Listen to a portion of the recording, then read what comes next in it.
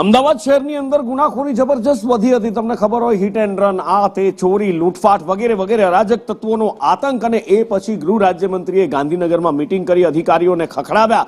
કહ્યું હતું કે જો ના થતું હોય તો છોડી દો, બીજા ઘણા સારા અધિકારીઓ વેઇટિંગમાં બેઠા છે. બસ ફરી એકવાર આવું જ કંઈક ગૃહમંત્રી દ્વારા કહેવામાં આવ્યું છે.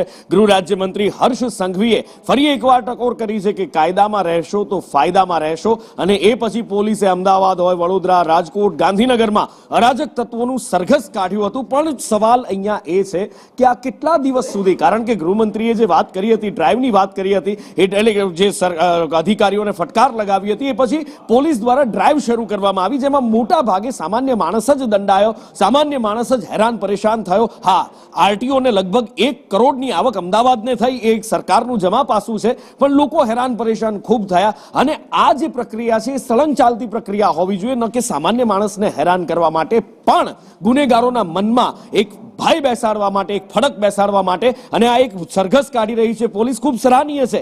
પણ ક્યાં સુધી? અત્યારે જ્યારે દંડો વાગે, સોટી વાગે, ત્યારે તમે કામ કરશો, પણ થોડા દિવસ પછી જૈસે થે નહીં થઈ જાઓ, એની શું ખાતરી? આપેલો દંડો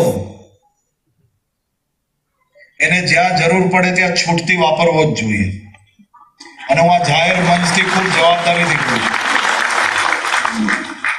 જે ગુનેગાર જે ભાષા સમજતો હોય, જે ગુનેગારને જે ભાષા આવડતી હોય, એ ભાષાથી સમજાવી શકે, એને જ પોલીસ કહેવાય. કે રાજ્યના નાગરિકોને, સામાન્ય નાગરિકોને જો કોઈ ટપોરીઓ દ્વારા કોઈ બી પ્રકારે હેરાન પરેશાન કરવામાં આવશે,